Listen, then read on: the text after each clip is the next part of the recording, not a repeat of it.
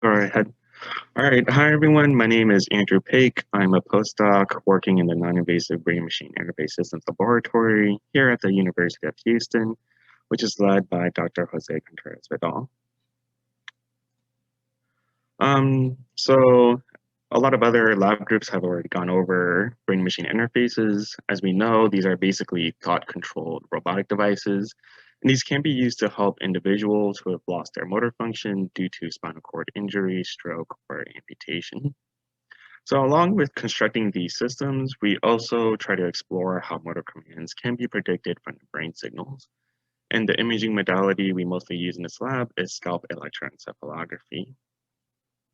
So a lot of our work involves collecting data from human subjects. We collect brain data with EEG, and we usually collect kinematic data with sensors that can record motion.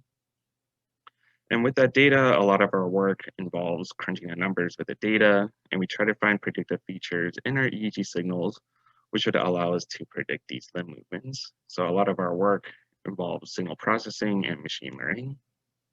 And lastly, we also try to construct BMI systems, which would allow us to predict a user's motor intent in real time. So to give a sense of what we try to do, here we have an amputee. He is controlling a robotic hand in real time with brain signals recorded with this EEG cap over here. For this particular protocol, we wanted to see if the amputee can control the shape of the hand so that it then can accommodate the different shape of two different objects. Here we present him with a bottle and a card. And we see from this experiment that he got a hit rate of 80%. So it's fairly good, but we're still working on ways to improve the accuracy so that it can be used in more practical scenario. But to develop the system, we needed to have an understanding of how the brain is actually involved with hand movements in the first place. And we wanted to develop strategies on how to predict the hand shape from the EEG signals. So while we have a lot of these types of studies going on in our lab, I would say a good bulk of our work involves studies like this, where we have an able-bodied participant perform a similar task, and we usually have them wear an EEG cap so we can record their neural signals, and we would have them record some sort of motion sensor simultaneously with the EEG signals. Since these two data sets are synchronized, we can use machine learning algorithms and analysis to try to relate how these brain signals are related to the shape of the hand. And this would allow us to create predictive algorithms, which could be used to drive the control of robotic hand, as seen before. Okay, and this is all I had for slides, just to give a sense of what we do in the lab. I'm gonna switch over to my phone here. Let me mute.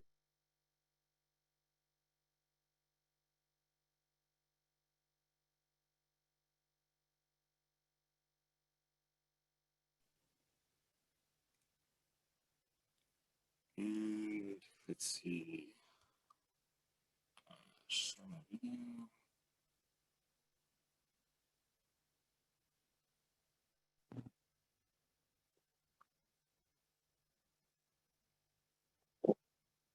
All right, can you guys see what I'm seeing okay?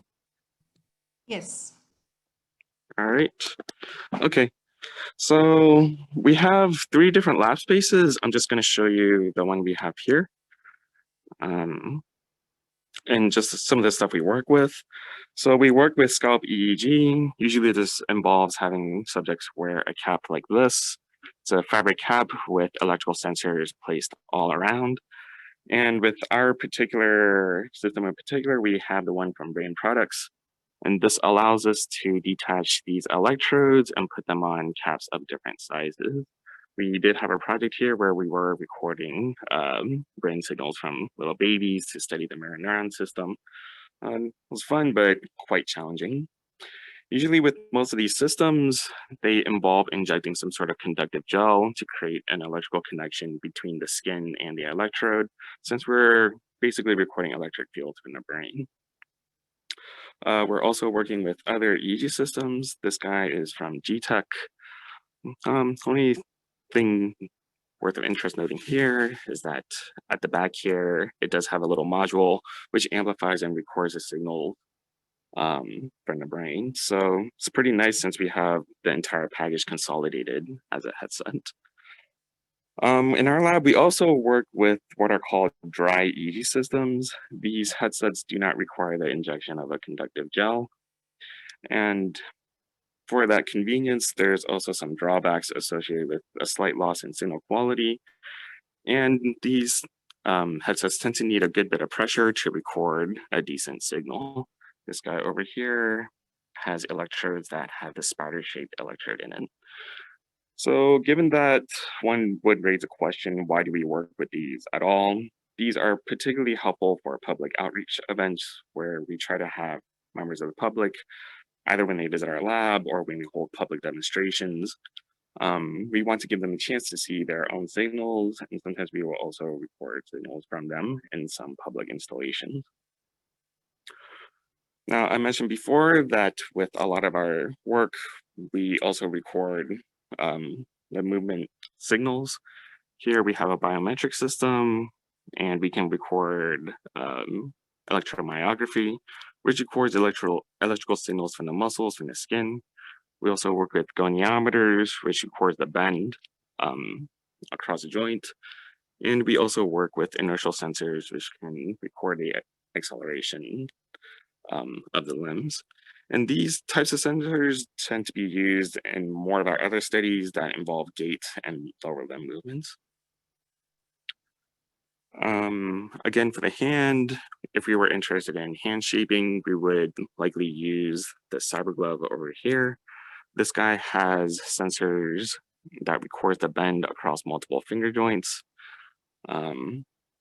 And as I noted before in the video, using what we learned from here, we would control a robotic hand, such as this.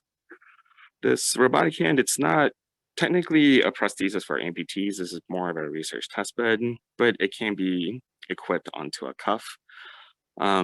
This particular hand has 5 degrees of freedom, 2 of which are allocated to control the thumb. And we have 1 for the index finger and the middle finger, and 2 are used to flex the ring and pinky. So aside from that, we also work with robotic exoskeletons. These are some exoskeletons from Rex Bionics.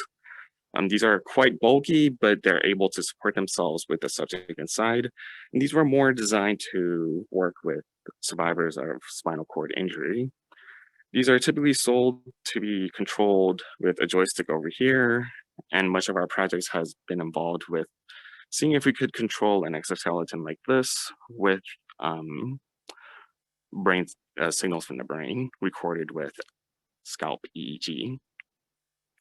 Now, these guys were more designed to work with spinal cord injury survivors. We also work with these exoskeletons that are more designed for stroke rehabilitation. As you can notice, this is much leaner, but this doesn't necessarily support itself, and it's designed to work with a walker. And much of these studies are driven by the notion that if the stroke survivor can drive the control of the exoskeleton with their brain, that coupled with the movement supplied by the exoskeleton is more likely to yield more therapeutic benefits during stroke rehabilitation. I think that's all the time I have to kind of mention the toys that we work with. We do have a rather spacious area, which is used for our locomotion studies. Over here, we do have a hair salon sink.